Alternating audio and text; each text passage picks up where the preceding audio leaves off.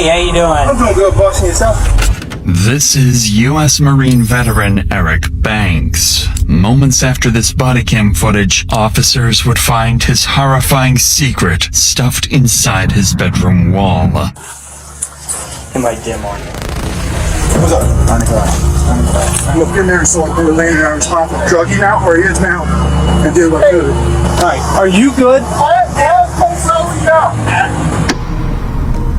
Eric, who is also an active officer for Baltimore PD, thinks he can use his experience to cover up his vile murder. What follows is amongst the most disturbing collections of criminal case files ever uploaded to YouTube. Stop, I'm buckling. What are you doing? My life away, though. I don't care. Stop, what are you doing? Who is this person?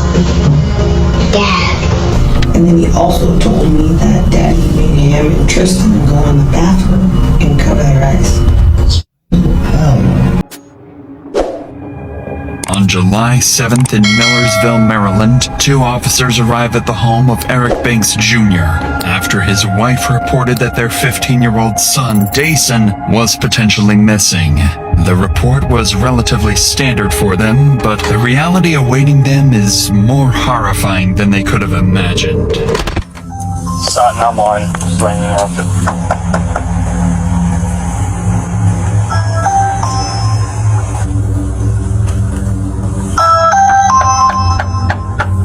Officers report hearing loud bangs from the upstairs of the home. However, nobody comes to answer the door. After multiple minutes of waiting, an out-of-breath Eric finally greets the officers. Hey, how you doing? I'm doing good, boss. And yourself? I'm doing good. At a Porter one. You come out with him. What's going on today, man? You're supposed to be serving a piece of protective order. Supposed to be serving it on you or on Both of us. Okay. The judge just ordered us to stay away from each other. Okay. Sit down, buddy. Sit Do down. you all have some sort of like court order agreement on custody or something? My oldest, I know he ran out the back door somewhere. All his stuff out the back door. He ran out? What's going on, boss? I know you get DJ. I know you're getting tired of seeing us. Where's DJ?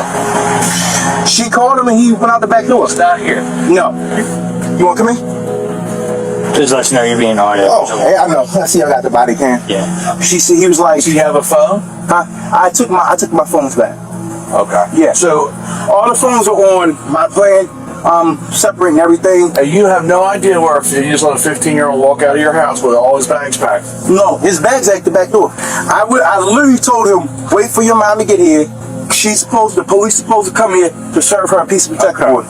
The judge told her to call you guys before she come to you. I'm not trying to get in trouble. I understand. Eric and his wife Latrice had both individually filed a protective order against each other, making it illegal to speak to one another without a police escort. However, since Eric is not the biological father of Dasan, Latrice had custodial rights to him, which is why he was packing his belongings as he and Latrice were preparing to leave the residence. Dasan's disappearance on the very day he and his mom were supposed to move out makes the situation even more unusual.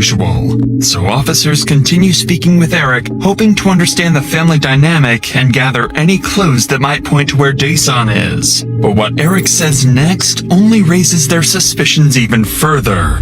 So she's supposed to call you to come meet You you. have no idea where DJ is. Honestly, bro, no.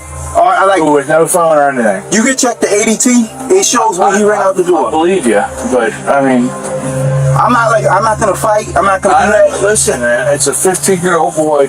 Having a phone probably would have been, if he's walking out of the house, probably would have been a good idea to leave him with it. You can work out those kinks later. But see, this is the thing. This is getting messy, man. Yeah, I tried to tell him. I said, sit here, wait for your mom to get here. I went upstairs. Before I could come downstairs, he's already going out the back door.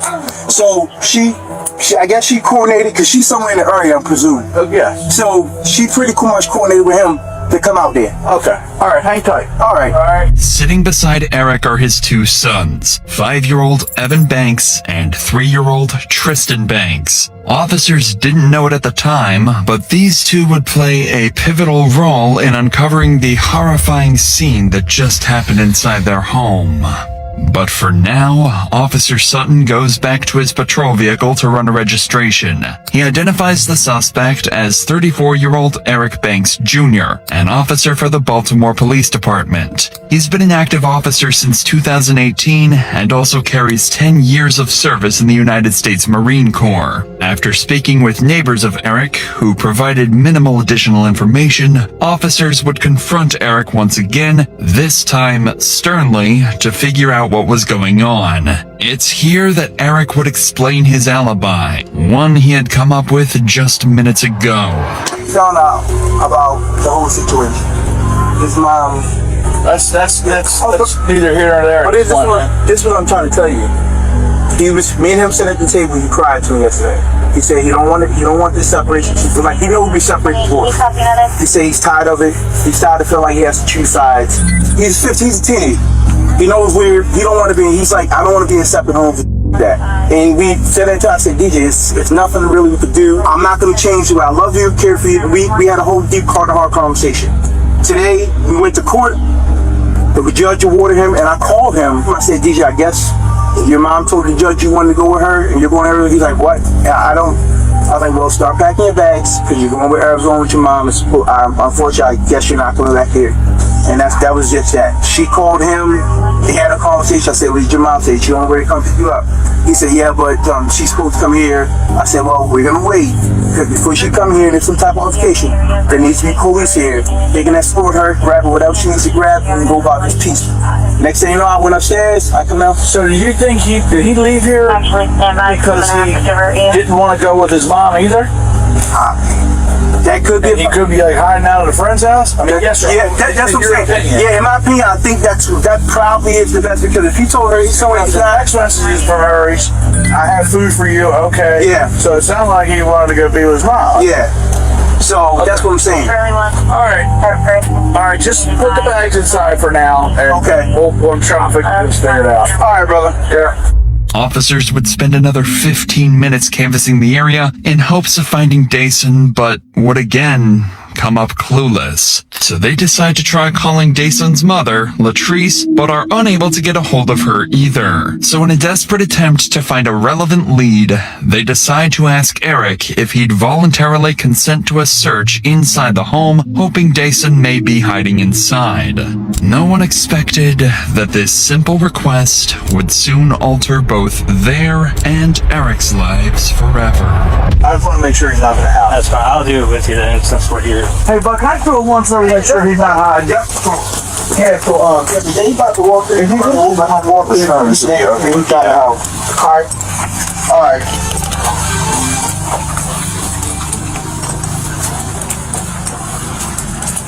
That's your room. The one with the bunk bed right here? Yeah. This is the kids' room. DJ! This is my room right here.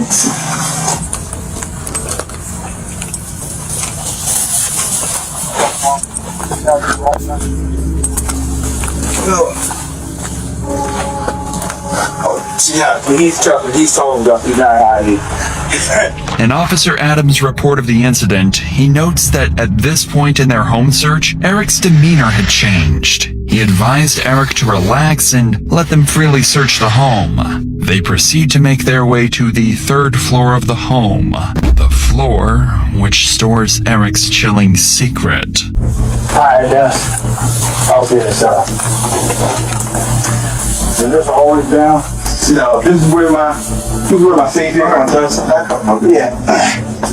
So this is where my dust is. Okay.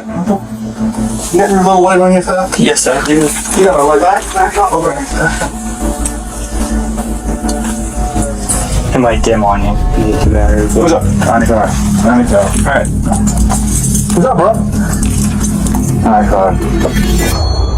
Inside the hall in Eric's bedroom lies Dasan's deceased body, already cold to the touch. Eric forgot to fully close the hole before meeting with the officers. The gruesome discovery would leave the two officers in shock.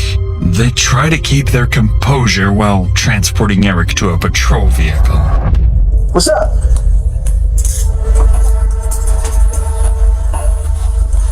They came right now. Alright, we're starting at it. Have one start now. DJ. What's up? What happened? Let's go to the car, right? Yeah, let's go to the car. Alright, yes. Oh, and the car. Here, let me move one thing out of your way. I agree. Alright, just see for me. Alright. While Eric is being detained, Officer Was attempts life-saving measures on Dasan, noting that his condition appeared consistent with an unresponsive individual. He also notes that Dasan was shirtless and that his jeans were heavily soaked with moisture from an unknown source. Outside the home, Eric is temporarily placed in the patrol vehicle, but within moments, the situation begins to spiral out of the officer's control. Stay seated. Yeah, we're in custody. Alright, yeah. I need you to stay seated. Okay. Okay. Alright. Okay, alright, go ahead. Can I just kiss my boys real quick? No, I need you to in the car. Alright, Brian? Listen. Yeah, I got you, bro. Just let me kiss my boys. Stay in the car. Oh, just let me kiss my boys. Stay in the car. Just let me kiss my boys real quick, bro. Alright, I'm coming in the car. Go in the car. I'm not doing all that. I'm not Start off. Faster. I'm not doing all that.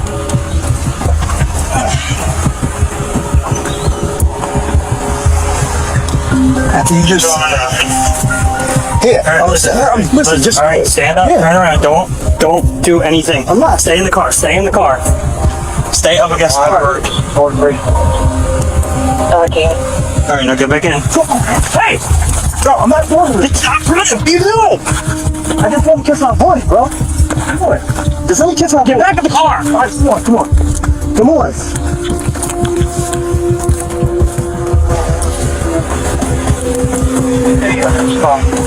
The mom is parked at the corner of Hilltop. Stay in there. You're not coming out no matter what. Alright, bro. Without additional units on scene, Officer Sutton struggles to keep Eric restrained. Sutton attempts to secure Eric's handcuffs using a double lock, a mechanism that prevents cuffs from tightening or being manipulated. However, Eric uses his police experience to exploit this, and while his previous attempts at evasion have failed, he'd make one more, final, far more violent attempt to get away. I just threw my life away. Just stop. What are you doing? I just threw my life away, bro. Will you stop? Okay. Stop unbuckling. I What are just you threw my doing? life away, though. I don't care. Hey, listen. Stop. Just choke. Stop. What are you doing?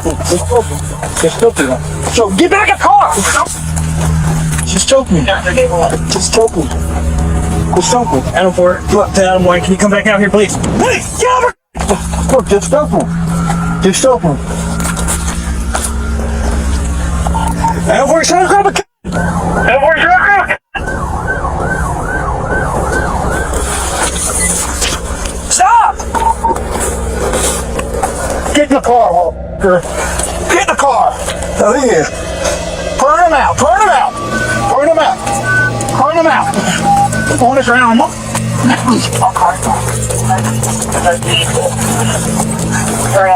Okay. 4448. Straight guys, drill now. Wait. Stop. I can't stop. Yes, you can. It's on my wrist. And my hands going up. Are you on your side? You gonna stop? Yeah. My hands going up. All right, turn on Like, stop. But hold on. I told you broke it. It's numb. All right. Stay where you're at. Stay here. I am still here, but I told you broke it. All right, I'm over your legs. All right. Take a deep breath. All right, listen. You're wiggling around a lot. It's going to make it worse. I know. All right? But I want you We're done. We're done here. I want you to not that. We're going to take you to the hospital. All right? Well, let's just not wrestle anymore. It's just hot as shit today. I know. You sweating? I'm sweating. Can we be done? I want to be no, bro. Like, All right, well, let's go to the hospital. All right. We don't need to wrestle on the ground. Is that helping anything? no, it's not. All right? Okay.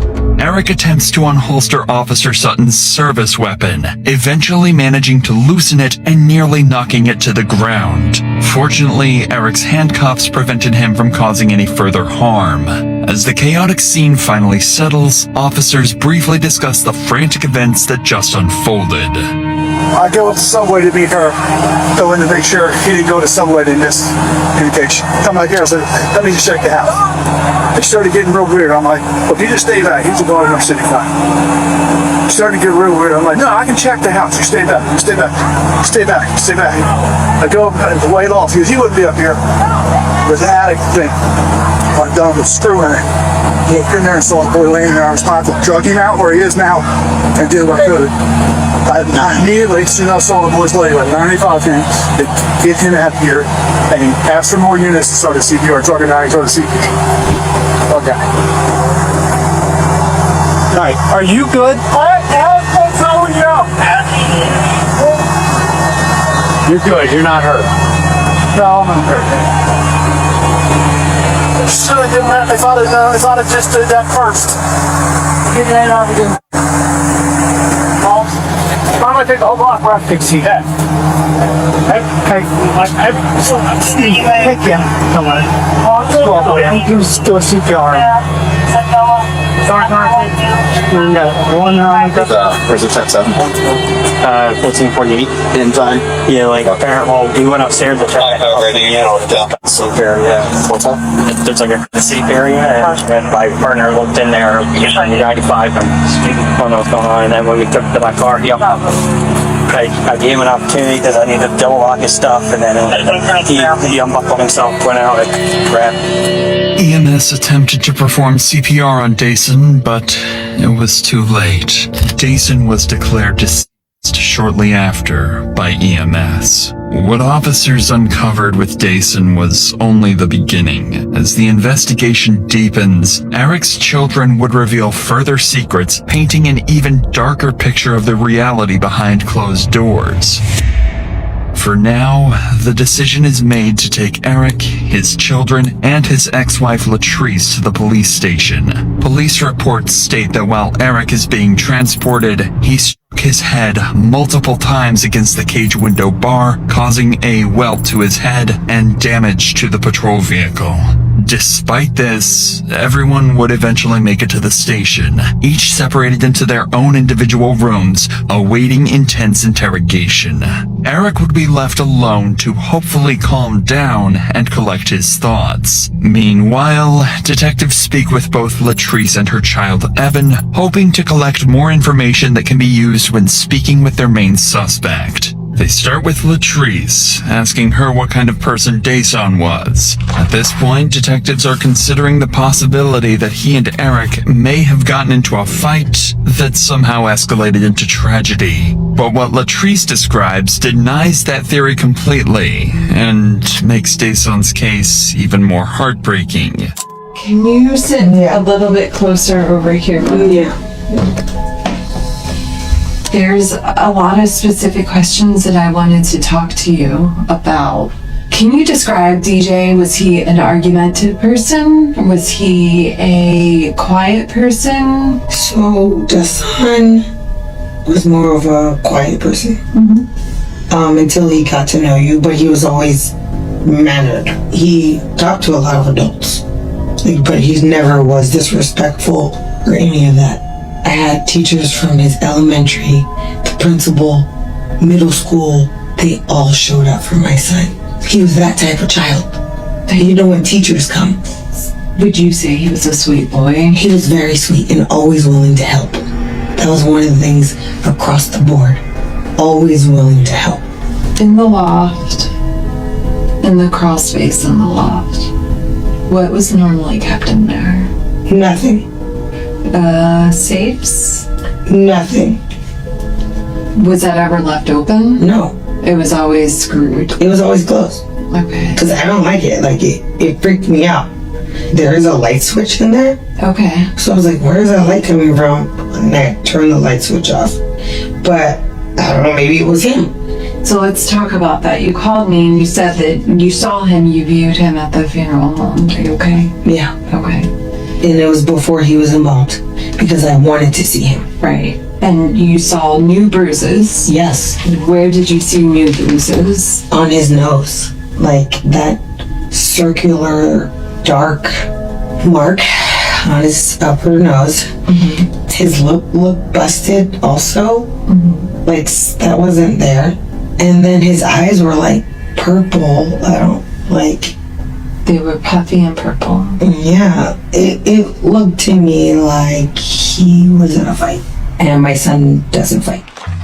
Dason's autopsy report ruled his cause of death as asphyxiation, which, in combination with the bruises and marks on his face, implied he was likely strangled to death. I knew it. And he was my baby. So I knew it. I still have those feelings that, no, I'm not happy with. Because to me, it doesn't say I did it, but it says there's enough evidence to say I did it. So, you know, let's just say you did it then. Latrice makes it clear she believes Eric is responsible, even though she didn't witness the incident herself. But her son Evan, seated just 3 doors down in his own interview room, has information that could take the investigation even further. How are you? Good. Good. You said your name is Evan, is that correct? Do you know how to spell your name? You can go ahead and write it down. 7. Okay, nice handwriting. And how old are you? 7. 7? You want to write 7 for me? Yeah. So I don't forget. Sometimes I forget. Notice the harsh contrast between interview rooms. Evan is sitting in the department's safety room, a space created to provide comfort and reduce stress for victims and young children involved in sensitive cases. His interviewer, Miwa, is a forensic interviewer from Maryland, trained specifically to speak with children and family members connected to a criminal investigation. And because Evan is only 7 years old, you'll notice a drastic difference in how his interview is conducted. My job is to talk to kids and families all the time, and today I get to talk to you. And we talk about a lot of different things in this room, and this is called the safe room because anything we talk about is always safe, and you're not in any trouble. I'm just here to listen to you and talk to you. Okay. Miwa explains to Evan that everything is being recorded and that he is not in trouble, but rather just there to help him out. She spends 15 minutes talking about movies and more of Evan's interests to help him get more comfortable before discussing the day of Dason's murder. And Evan, who do you live with? My mom. Your mom? And Tristan. Anyone else? I live with DJ. And then my dad.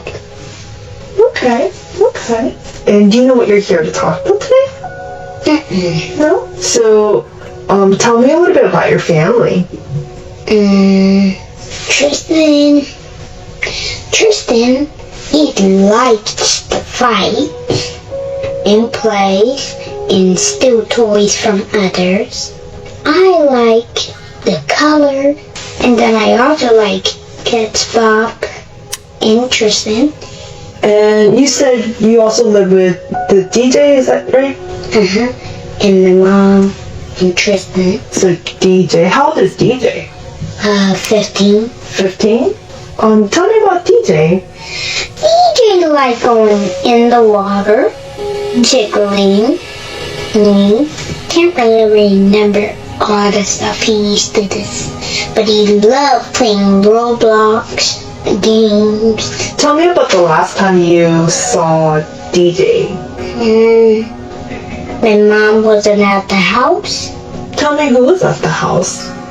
Dad, and then DJ, and then me. DJ was going in Arizona with mommy, and then Daddy was waiting at the door with DJ. DJ put his bags in the basement, and then I don't remember what happened next. That's all I remember. Okay. Miwa would tell Evan to draw the last time he saw Dason, and he'd draw the staircase leading to the home's loft. The same staircase Eric has dragged Dason's body up.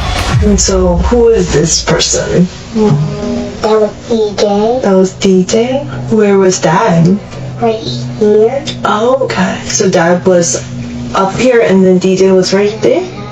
Okay. Where did they go after? They never went anywhere. They were just looking up the steps. Oh, they were waiting at the steps? Who was he waiting for? Or what was he waiting for? He was going to Mom King, the DJ. Did that happen? No, Not yet. Was there anything that you worried about on that day? no. I wonder if there's anything that you were scared about that day. I wasn't scared. Evan struggles to reveal the details of the events he saw that day, likely due to the discomfort of speaking with a stranger in a police station. But the information he gave his mother on the day of the incident provides far clearer insight into the disturbing events he saw. You said that one of your children said something to you? Evan, And what did Evan say? that he saw Daddy bringing DJ upstairs. And I said, where were you? And he said he was in the living room. I just didn't want to pry too much, but then I said, oh, was DJ sleeping? He said, no, he wasn't snoring. And then I said, was he moving? And he was just like, no. And then he also told me that Daddy made him and Tristan go in the bathroom and cover their eyes. Okay. But this was before. This was when the police first knocked at the door. Okay. Evan didn't say anything about the knock because he told him to go in the bathroom first. So I'm a little confused of like the order. So I don't know if that's maybe when he was gonna let the police in. But Evan did say he saw that. And he was in the living room because he told me he was watching Loki. In addition to these grim details, Latrice would go on to explain how Eric's life had begun to collapse all in synchrony. Due to the protective peace order Latrice had filed, Eric was suspended from the Baltimore Police Department the very same day of Dasan's death. He had just separated from his wife, was about to lose his children, and was now left without a job. Latrice also explained that the peace order she filed was not her first attempt to separate herself from Eric. Months prior, Latrice filed her first peace protective order, writing, I am in fear for my life and well-being because Eric Banks keeps trying to control, follow, and emotionally abuse myself and my sons. The order was denied, however, and it wasn't until months later that her second attempt was granted. It was clear Eric's life was falling apart leading up to Dasan's death. Eric had hidden his body, lied to officers regarding his whereabouts, and had a violent outburst once the body was discovered. It'd be hard to assume that he wasn't directly implicated in Dasan's death. But evidence alone wouldn't be nearly enough to get him to confess. After all, he was a police officer of 10 years and knew how the criminal justice system worked just as well as any interrogator working against him. But unfortunately for Eric, the interrogation he was about to undergo would crack even the most well-trained of suspects. Eric is placed into Anne Arundel County Interview Room 2B. This room was designed for priority matters, exclusive to high-profile cases. Because Eric had attempted to attack an officer earlier in the day, he's been handcuffed to the table to restrict movement. Eric is left alone for multiple hours as the detectives prepare for his interrogation. While waiting, he can be seen glancing around the room multiple times, likely searching for a camera. What Eric didn't know is Interview Room 2B has a small camera placed in an unusual location, which Eric never managed to spot. The primary investigator assigned to this case is Detective Louis Adrian. His prior service in the United States military likely factored into the department's strategic choice to have him conduct the interview. This shared background enables Adrian to establish rapport with Eric, a key component in the upcoming interaction. So, you know why we're here. We want to talk about what happened, why it happened, and anything surrounding that whole situation. But you know as well as all of us that we have to go through Miranda with you. So what I'm going to do is we're just going to go through Miranda first of all, and then I'll start getting all the other information, okay? After reading Eric his rights, the detectives would spend nearly an hour connecting with Eric and bonding over their shared military experience. He's like, now you come in, you're in front. Okay. We go back in we about to go in the building like, you're in front. She was like, but I thought you said you like, some people were made, you know, to do certain things, and I said, I'm not made to be a front person. Yeah, but so I'm running the block then, and I remember my Sox was like, hey, whoever that officer is right there running, just keep going, because you're about to run right into him. And out of nowhere, these two guys just come out, pop out, and I'm like, okay, I got him. And they just fall over, and and he was like, yeah, whoever that was running, he was moving, and you just ran. And it was like, he was like, don't, because I was slowing down, like trying to look. He's like, no, keep going. And I'm running like, okay, you gonna tell me when?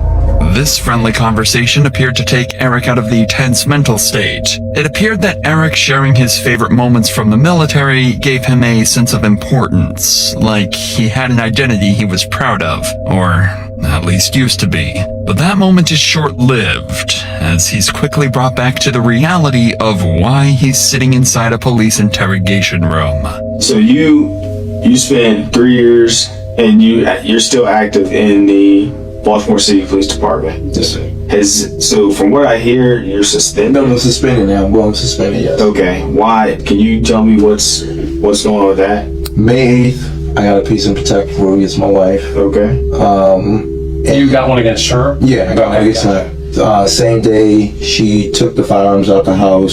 She took the safe out of her home. You know, Anne Arundel County did press charges. They pressed charges against her for taking the safe with the firearms. Yes, sir. And were they your duty firearms? Duty firearm. My whole full duty belt was in there. Okay. Firearm, taser, magazine, pouches, everything was in there. She turned around and went and got a peace order on me, saying that I was following her. But when she got it, that's when pretty much they have to suspend. Yeah, I have to get suspended. Her mom sent my mom something talking about I was following her.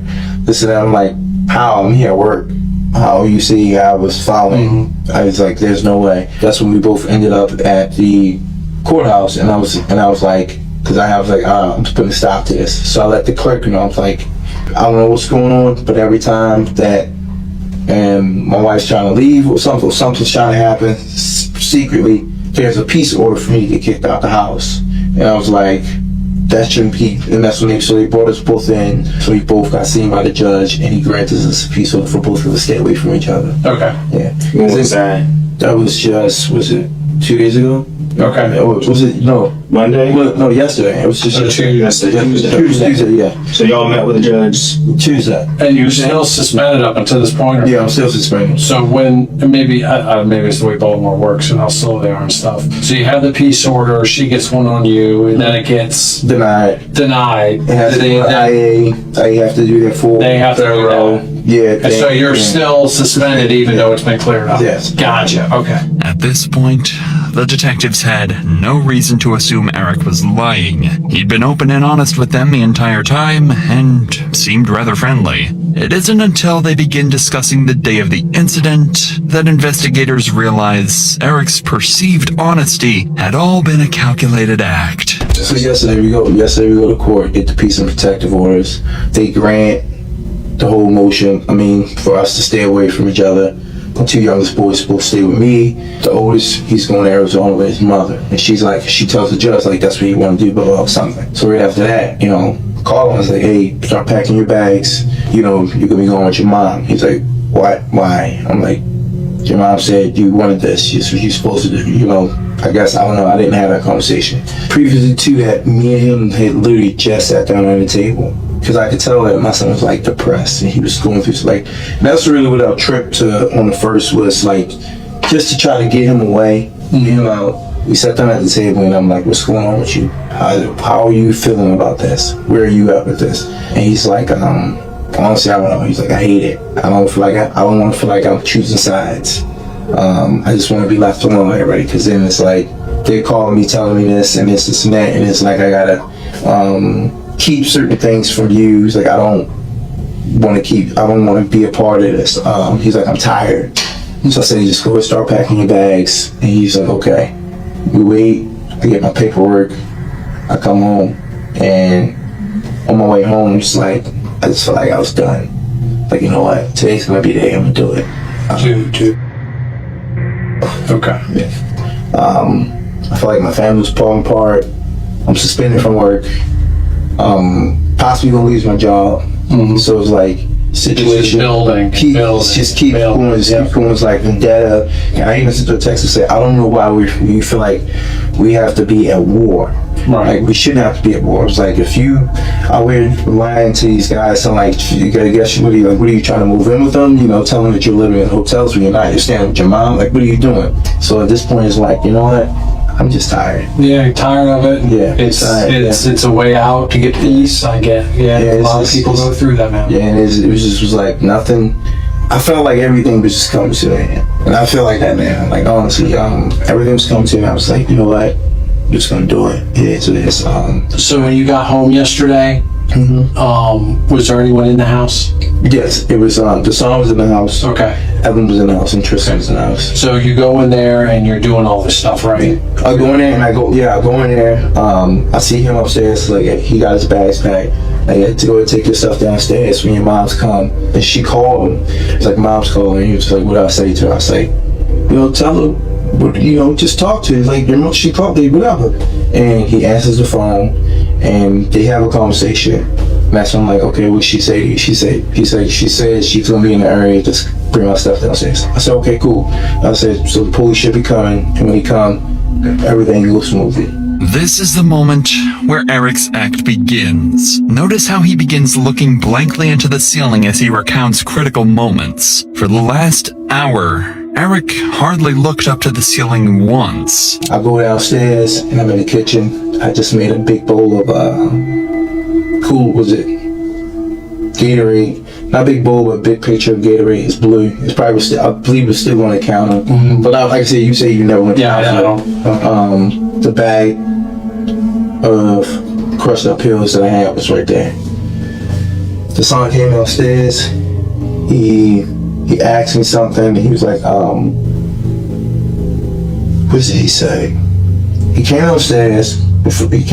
He asked me something, and I can't remember his exact words. He was like, asked me, was it about, I think it was leave or something like that. I said, son, just wait. We're not gonna, because he was like, I don't want to go. He was just telling me that he didn't want to go and shit like that. I said, look, just wait. We're not gonna talk about shit, because I'm gonna take your brothers to your mom's house, and I was coming back.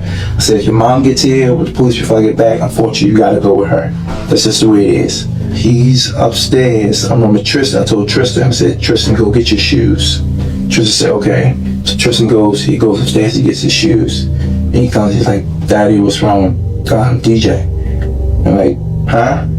So I go upstairs, and DJ's in the bathroom, and he's in the tub. And that's when I seen him. I was like, what the fuck? That's why I pulled him out the tub, and as I'm pulling him out the tub, I laid him flat on his back on the floor. And at that time, I'm not sure, I think it was Edward or Tristan. He was like, Daddy, somebody at the door. And I'm just looking at my feet, I'm like, what the fuck is this? I'm like, what the fuck? Eric makes his story clear. He had planned to end his life, but coincidentally, Dasan had the same plan and did it first. That's an extremely complex alibi and only becomes more unlikely after Eric explains why Dasan's body ended up hidden inside his bedroom. So I go downstairs, I go to the front door, the officer's there. Okay. And I panicked, I was like, I don't know what the fuck to say. So he asked me, he was like, hey, what's going on? I started talking to him, telling him what's going on. What did he say? He said, so what's the situation? And I tell him about the situation. And I was like, my wife, she's supposed to be waiting on y'all to come. Y'all supposed to be serving her with a piece of protective order and whatnot. He's like, she's supposed to be picking up our son. And he was like, is she here? And at the time, he was upstairs on the floor. Okay. In the bathroom. When he said, was she here? My mind, I was like, no. Okay. Yeah. You panicked. Yeah. Because it already looked bad, I already moved him. And I was like, you got him all back. Yeah. And then when When I got out of the bathtub, I asked the officer, if the nobody on cameras on, you can see, I asked him, like, can I go in the house, use the bathroom real quick? I remember asking that, and he was like, no, just wait, okay. Then the other officer showed up. And then when he showed up, he's asking, he was like, so, is the song here? Still the same thing, I should have said yes. You know, yeah, I knew my perfect world. I knew my state of mind. My state of mind was very okay. Now let me ask you this: is that why? Because I did watch some of the footage when they went to loosen your handcuffs. You kind of got a little silly on them. Do you remember that? Yeah. What was your? I mean, you went for the officers. What was up with that? I mean, when I first, before we get to that, when I first went back in the house, when the officer told me, the tall officer, he told me, he said, go get Dasar's phone. I ran upstairs. His phone was in the bathroom on the counter. Okay. So I run upstairs and I get the phone. Wait, back up. Before I did that, I asked him, I said, can I go upstairs? Can I go in and use the bathroom? So I initially wanted to shut the door. He said, no, just wait. And then the other officer, he was like, well, go, I need you to go grab Dasar's phone. I ran up, grab it, and I'm still, and I shut the bathroom door. Which bathroom was it? Was it the one in the master or the small? No, the small one. The small in the hallway. But I'm still shaking. And then when I come back downstairs, I go, I go out the door, I give him the phone, and I'm still shaking in my hand, like, and everything's in my head saying, like, all right, just say what you saw. But then, in my other part, I was like, my son just did this. Right. Objectively, Eric's story hits all the points. He has an excuse for almost every suspicious detail, even finding a way to explain why blood was found all over his house. The issue is that these details are simply too coincidental to ever sound believable, and even Eric knows this. I don't know why, I just was like, I gotta move him. I picked them up, did the fireman carry, took him out of the bathroom, into the master bedroom, up the stairs, and I was like, because I know they're gonna want to come back in the house and search it. I was like, I'm gonna be cool, I'm fine with that. I was gonna let them search it. And I talked them in, the area, and I left the thing open. So when you say the area, you're talking like a little crawl space. Okay. Yeah. All right. But getting back to when they came in to search the house, they went upstairs, and he seen the thing open. That's when the officer, when he asked, I panicked and I was like, yeah, this is where I keep my safe, blah, blah, blah, whatever. But the song was in there. The song was in there, okay. And they put the handcuffs on me. I went back downstairs. And when they put me downstairs, I was like, my life is over because it looks different. It's no matter what I say from this point, it looks like I'm a liar. It looks like I lied because I already lied twice. You asked me what the song in the house, I said no. You asked me did I know where he went, I said no, I think he ran out the back door or something. And so it always looked bad because I'm already done told you a lie. Even though in my head it's like, you probably should just said the truth. You probably only should have left him where he was at. Call police or fire or whatever. Yeah, call police. Well, that's perfect world. But times when I was already in, I was already in the mindset of Eric's gonna die today. I was in seeing that he was there, that he was in the tub, and it was like tub was full of water. I was like, my son did this. No, I have to do it. Okay. The detectives decide to take a break and discuss what their next plans would be. At this point, they both know Eric is lying to their faces, so the goal for the rest of the interrogation will be to get Eric to admit to his lies and ultimately confess to the murder. To do this, they decide on Detective Adrian conducting the rest of the interrogation alone, since one-on-one confrontation is generally considered to be more effective. Adrian would return with a clearly different demeanor from earlier. He's stern and wastes no time in asserting that his nice cop act is over. Are you good? Do you need anything before we get started again? I'm good. Are you sure? Alright. So Detective DePietro had to step aside just for a second. But what I wanted to do, like I told you, I wanted to come back and go back over some things with you. Okay. I actually want to go back and in detail just go through some of these steps.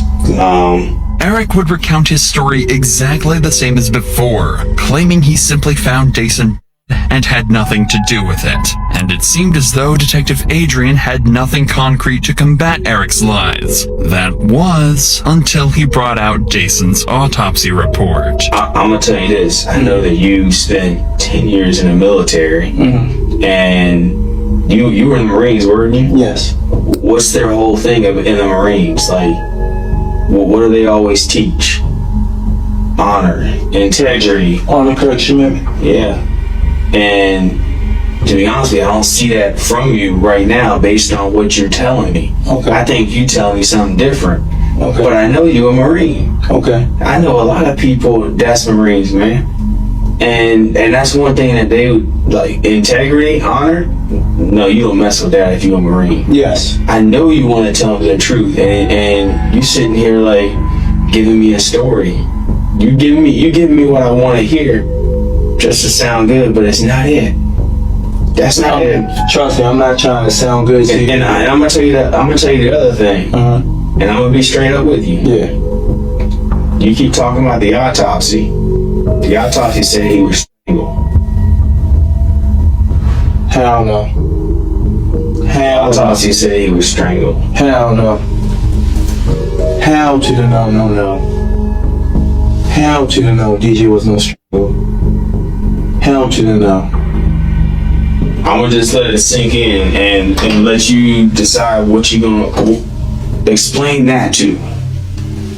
Cause no, DJ wasn't strangled. Well, then what happened? Tell me what happened. There's no.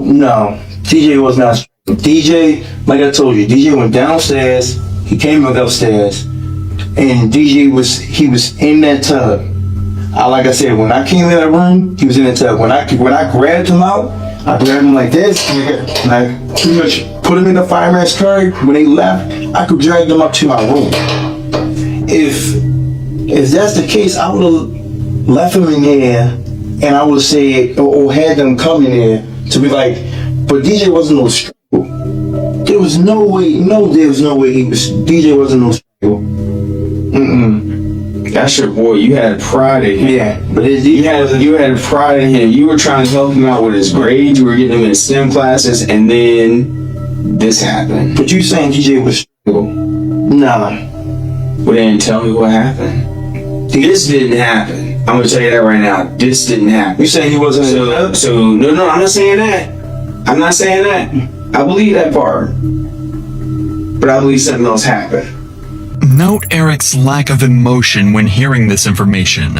No tears are shed, but rather an array of defensive rage. This, alongside the other countless red flags Eric is portraying, is a telltale sign for detectives that a suspect is lying. You need to tell me the whole story. Like I said, DJ, when I came in there, DJ was literally in that tub. There was no way I'm gonna sit there and strangle DJ. Not long, Tristan. Why would I don't even have no ammo to want to strangle this boy. I have nothing against him to want to strangle him. Nothing. Okay. No anger in my heart, no nothing. Cause then, like I say, if I was gonna do that, why would I leave my other two boys? If I was gonna do that, I would have took all of us out. DJ was not no strangle. So then what happened? Tell me the story. We started from scratch. Tell me the story. DJ was not no. Then tell me what happened. You're not telling me the truth. Tell me what happened. Bro, I'm right here standing right now. I'm giving you a chance right now. You asked me to tell you that I strangled myself. No, I didn't. Eric understands the legal system well enough to avoid offering a direct confession when confronted. From investigators' perspective, he knows that admitting involvement is the worst thing he can possibly do. Well, besides not asking for an attorney. Regardless, it's going to take more than just a heated confrontation to make Eric crack. So Detective Adrian resorts to a completely different approach. Empathy. I'm gonna tell you right now, the way this is gonna be something you're gonna have to live with for the rest of your life. Yes, sir. This is something you are gonna have to think about every night before you close your eyes. And when you close your eyes, you're gonna think about what you did to him. That's what you're gonna think about. You're gonna think about what you did to him, and it's gonna haunt you for the rest of your life. Or what you can do is you can talk to me. You can tell me what really happened, and at least that load will be off your chest. See, I'm telling you right now, there's no, like, you're telling me to say I strangled my son. I did not strangle my son. That's what you're asking me. I understand you're trying to align with me and, you know, and show the compassion, trying to, like, but there's no me and strangling DJ at all. Okay, so let's take strangle out. There's no me strangling DJ. We take his strangle out of the equation now. Okay. What happened? I told you what happened. We taking strangle out. Yes. What happened? He was upstairs in the tub. DJ was literally in that tub. You didn't put him there? I did not put him there, no. DJ was physically in that tub already. When I came to that bathroom, DJ was in there. Did you assist him at all? No. With anything? No, I didn't assist him at all, but nothing. Nothing. I did not assist him get in that bathroom. Did not assist him going in that bathroom. He was upstairs already. And like I said, when he went downstairs, he was downstairs for a good period of time. He was upstairs, and what's his name? I was down. Tristan was down. Tristan was trying to go what's his name with his shoe. I told him, and that's when Tristan said out of his mouth, "Daddy, what's wrong with DJ?"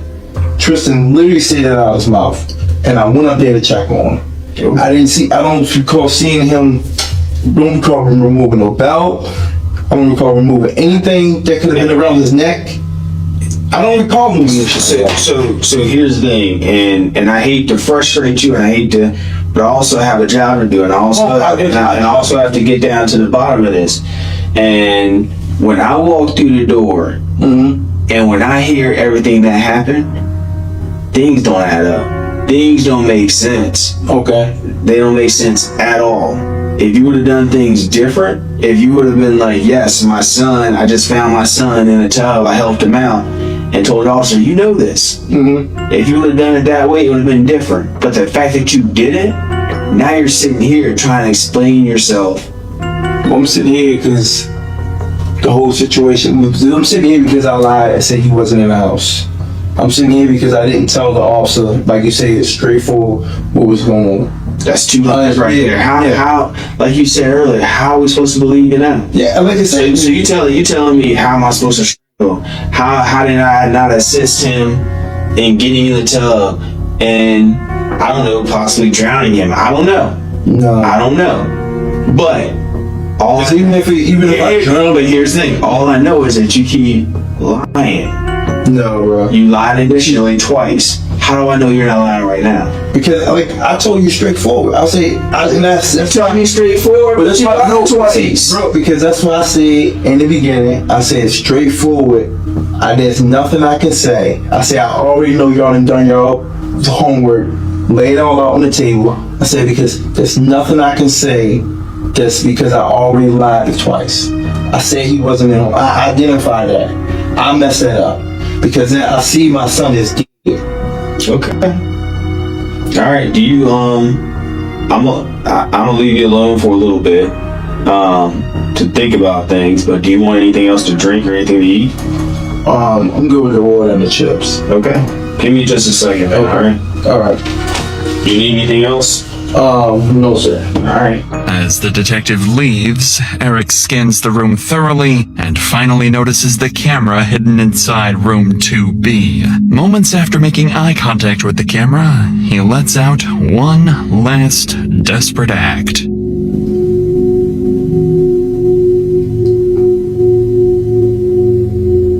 Strangle? I don't know. Unfortunately, it'd be too late to act his way out of the murder. Eric's testimony was flimsy at best, and Detective Adrian decided he'd gotten enough to wrap the nearly 5-hour interview up. Shortly thereafter, Eric was booked into the Anne Arundel County Detention Center under charges of first-degree murder, second-degree murder, and child abuse resulting in death. At trial, Eric would quickly accept a plea deal to second-degree murder, as well as attempting to disarm a police officer. And on October 4th, 2022, he was sentenced to 42 years in prison. If Eric serves his full sentence, he'll be released in 2064.